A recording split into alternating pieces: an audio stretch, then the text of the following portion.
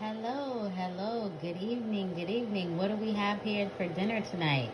We have a grilled chicken Caesar salad. Yes, and I have this with some fresh avocado and some croutons here.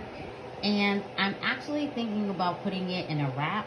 Um, this is a wrap that I got. I have a honey wheat flax oat brand Cedar Bakery. It has no trans fat, cholesterol free. I chose this wrap because I really like a good spinach wrap. Oh, anyhow, I really like a good spinach wrap, but the spinach wrap had too much sodium in it. So this wrap had only 380 milligrams. The spinach wrap had 470 milligrams. So this is what it'll be tonight. That salad looks yummy. I grilled the chicken, and that's a Caesar Parmesan dressing on top. I'm going to mix that up to have romaine lettuce in there.